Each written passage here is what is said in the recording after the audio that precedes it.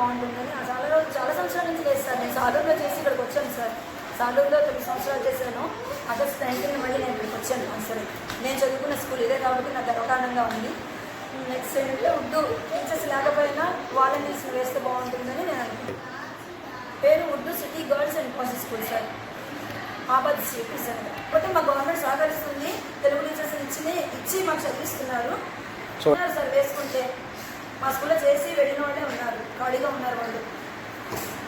ఉర్దూ ఉపాధ్యాయులు కొరత ఉన్నది వాస్తవం. అది ఏంటంటే విద్యా వాలంటీర్ల కన్నా కనీసం నియమించి వాళ్ళకి న్యాయం చేస్తారని చెప్పేసి ఉన్నాం. గతంలోని చంద్రబాబు ప్రభుత్వంలో కూడాను ఒక సంవత్సరంలోని 1 నెలకి మాత్రమే ఉర్దూ సమ్మర్ కోచింగ్ అని చెప్పేసి 15,000 ఇవ్వడం జరిగింది. ఇది కూడా వాస్తవం, అందులో నేను చేసి ఉన్నాను. కాబట్టి దయచేసి ముఖ్యమంత్రి వర్యులు ఈ యొక్క సహకరించి మమ్మల్ని ఆదుకోవాలని చెప్పేసి విద్యా వాలంటీర్లు కోరుతున్నాం. కనీసం భాషాపరంగా అయినా సరే ముస్లింలు వెనకబడి అయిపోతున్నారు. ప్రాథమిక భాష మాతృభాషలోని బోధన అనేది ఉండాలి. కాబట్టి తగినటువంటి చర్యలు తీసుకుంటారనేసి ముఖ్యమంత్రి మరియు విద్యాశాఖ మంత్రి అయినటువంటి నారా లోకేష్ గారిని కోరడం జరిగింది.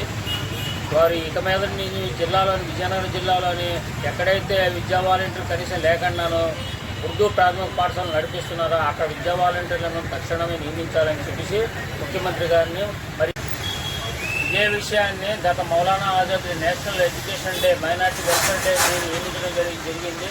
దీంట్లో కలెక్టర్ గారు కూడాను దీని మీద యాక్షన్ తీసుకొని చర్యలు తీసుకుంటాం. మేము ఎక్కడైతే మైనార్టీ పిల్లలకు అన్యాయం జరుగుతుందో అక్కడ మిమ్మల్ని మేము ఆదుకుంటాం, ఎటువంటి సదుపాయాన్ని సరే మేము సమకూరుస్తామని చెప్పడం జరిగింది. కాబట్టి కలెక్టర్ గారిని కూడా మేము మరొకసారి వినతి చేస్తున్నాము. ఈ మైనార్టీ డే సందర్భంగా చెప్పినటువంటి ఆజ్ఞల్ని పాటిస్తారని చెప్పేసి విద్యా వాలంటీర్ల తరఫున నేను మాట్లాడుతున్నాను.